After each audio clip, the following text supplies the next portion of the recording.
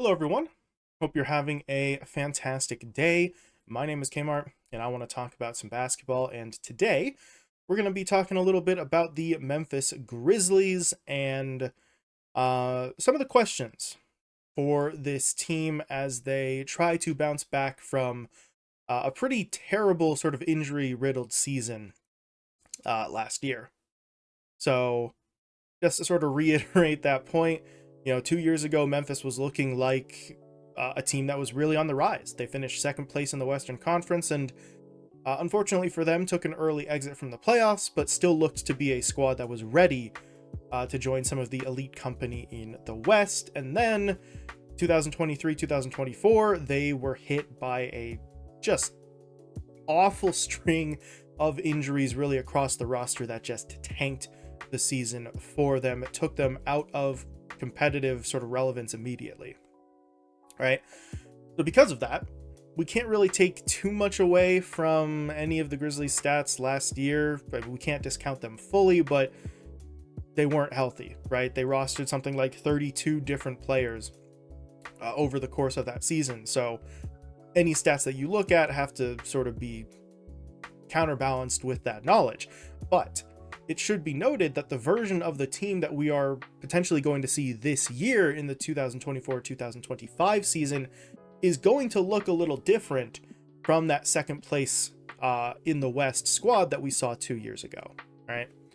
And there are some questions sort of lingering around this team as they get ready for this comeback attempt with everyone healthy.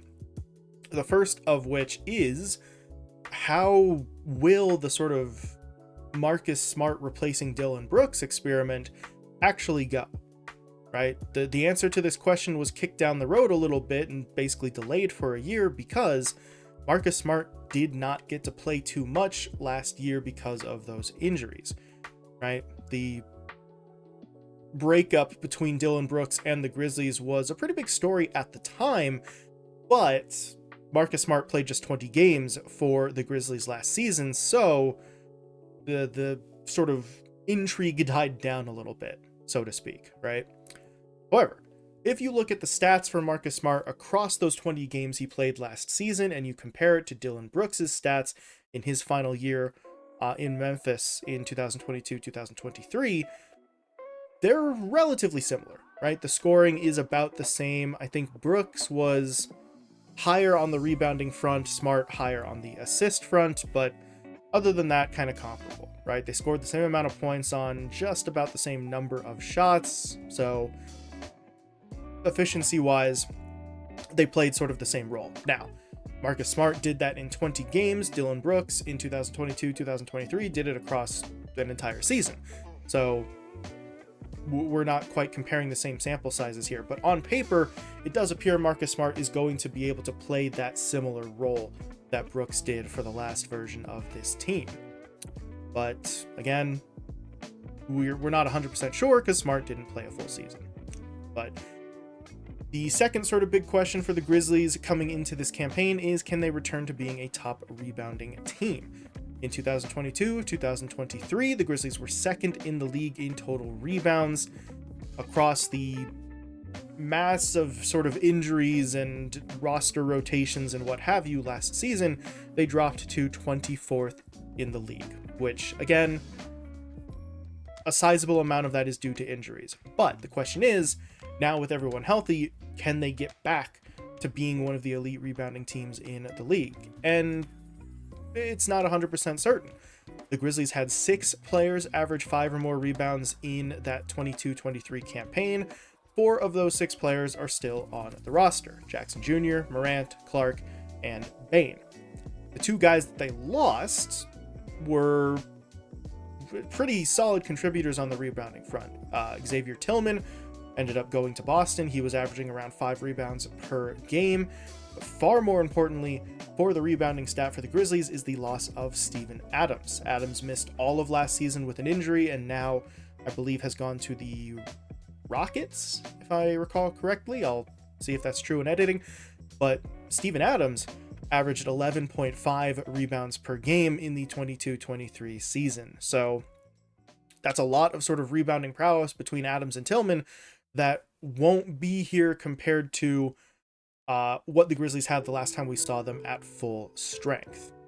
Now, on paper, again, the Grizzlies do have a solution there, right? They've got a guy like Jaren Jackson Jr. who, now that Adams is gone, just kind of steps into that primary big man role, perhaps, sees a big jump in his rebounding numbers to try and sort of make up the difference there. Meanwhile, anything that Jaren Jackson Jr. doesn't handle himself, well, those rebounding responsibilities could be shifted over to the new guy that the Grizzlies picked up, right? They drafted Zach Edey. I believe it's Edey, not sure on that pronunciation, but they drafted him, and he is seemingly the solution to some of their rebounding problems. He's like 7'3", 7'4", something like that. So yes, he is a rookie. You always have to be careful about how much responsibility you put on a rookie's shoulders right away, but if you plug him in there and he goes out and rebounds as best as he can, just kind of forgetting about any sort of offensive production outside of that scenario, that should work. Between him and Jaren Jackson Jr., they should make up for some of that lost rebounding prowess. Like I said, though, on paper, haven't quite seen it yet. Edey hasn't played a game officially for the Grizzlies. So we've got those questions out of the way. One final question for the Grizzlies here. Do any of the young guys that they still have who got more time last season come close to keeping their relevance in this lineup?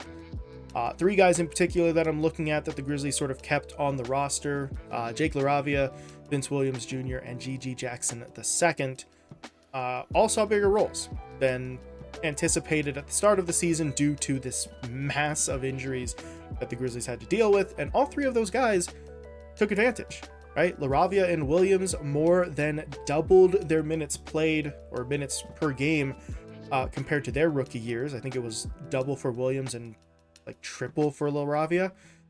Meanwhile, GG Jackson saw over 25 minutes a game as a rookie, right? You can't really compare to his previous season because he didn't have one. This was his first year in the league, and he saw significant time where he previously hadn't been expected to. And all three guys were able to take advantage of these increased roles. All three of them averaged double figures.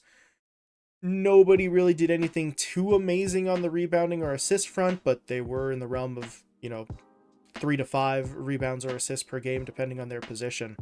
So they did well. They were thrust into bigger roles than I think any of those three players were expecting to have, and they did solid with those opportunities.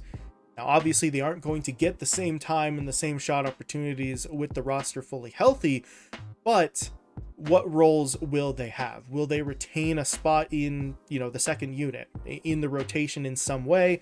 Will they end up sort of getting relegated to the end of the bench and not really playing a role for the Grizzlies at all? It's not clear, right? Because we know that the starters are coming back healthy for the Grizzlies, or we hope that they are, but the second and third units, there might still be some question or debate there, right?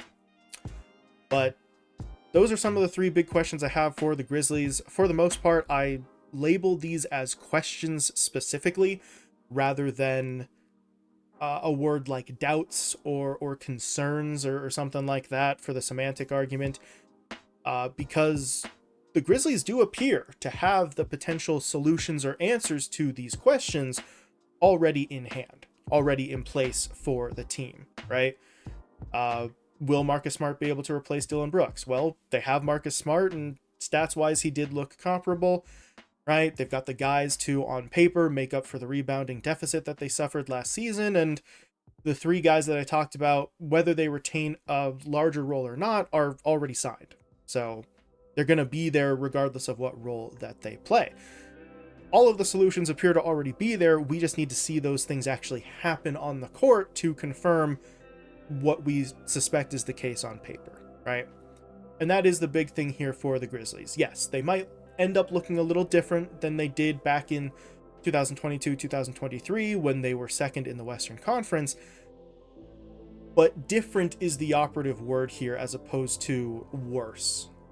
It does appear that they've got pretty much everything in hand. They just need their star players to come back healthy, and they should be fine.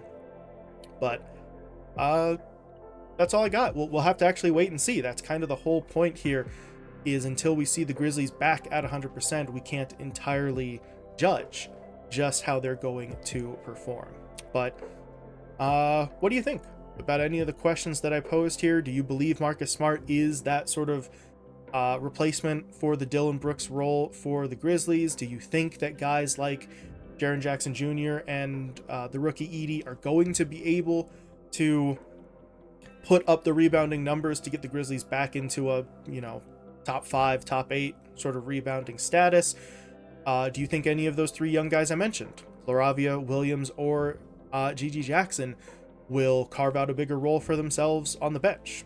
And in general, what do you think the expectations for this Grizzlies squad will be? Do you think they go back up to being a top squad in the West? Do you think that teams like the Timberwolves, teams like the Thunder, the Nuggets still around will maybe prevent them from getting back to that previous position? But either way, please feel free to let me know what you think. But other than that, thank you all so much for watching, and I will talk to you later.